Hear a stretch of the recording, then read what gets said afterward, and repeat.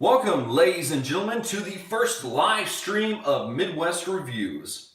Well, today, guys, we're going to be taking a look at something that Disney has in connection with particular rides of it. And what we're going to be talking about is, let's see if you guys can kind of pick up on what sort of attractions that we're talking about.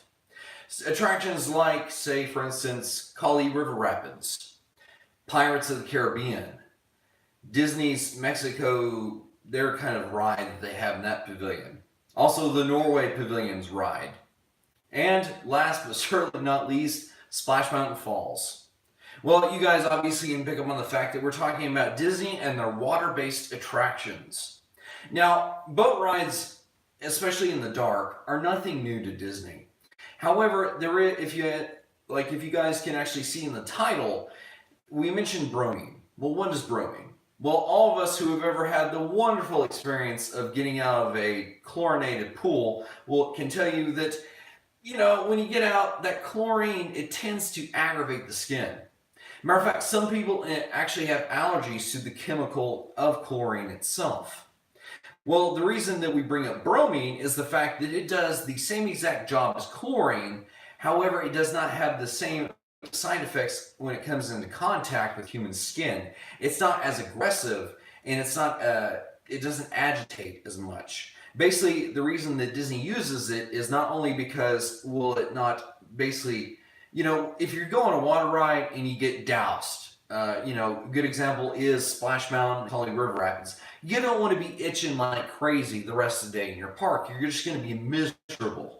So bromine, first of all, the guests are not agitated for the rest of the day. Plus, it prevents Disney's lawsuit in case a guest does have an allergy to the chemical of chlorine.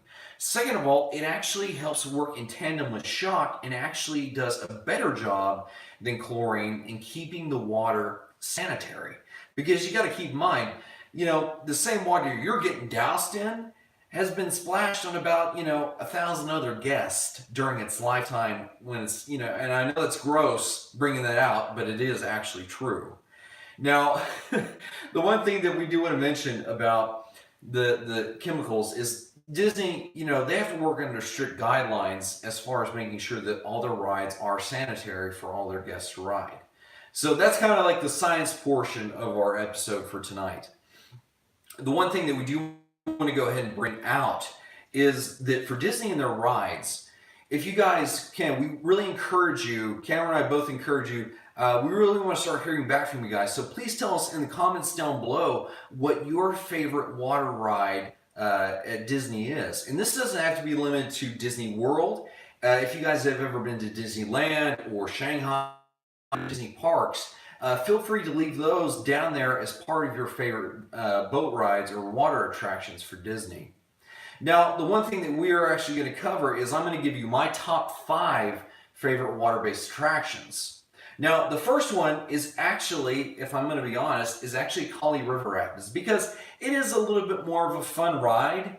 And, I enjoyed the storyline, I enjoyed the theming. Just everything about it, plus the fact that it feels like more of a wild ride than Splash Mountain can give you. And I know that's not everybody's favorite attraction. I understand that, but this is just my personal top 5. So that's my number 1 favorite.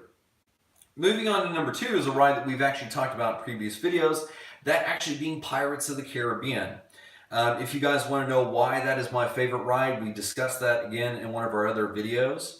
But again, I think everybody can agree that just the classic nature of Pirates of the Caribbean and everything that entails is to why that is such a great fun ride. Now, my third is actually a ride that is no longer around. If you guys have watched the video in which we talked about Frozen Ever After, you know that I absolutely abhor the fact that they killed Maelstrom and mutilated its corpse into becoming what is Frozen Ever After. People give Maelstrom a hard time because it was so dated, but the thing is it was just as classic as some of the other rides. And, it's a shame because I loved the edutainment, which is the educational entertainment aspect of it, because it actually gave you a history of Norway. And it's no secret, I just hate Frozen in general. There's a lot of people that do. So the fact that a beloved ride like Maelstrom was taken away, even other bigger time reviewers of the parks like the Disney Unplugged, they've said that that was a cheap excuse for them to go ahead and put in Frozen in the Norway Pavilion whenever it clearly doesn't even match the theme of Epcot at all. So, I get why they did it from a business standpoint. However, my fourth favorite is actually another ride that it's mostly there. All they've done is change up what's on the screens. And when I say that, this is the classic Epcot boat ride in the Mexico Pavilion.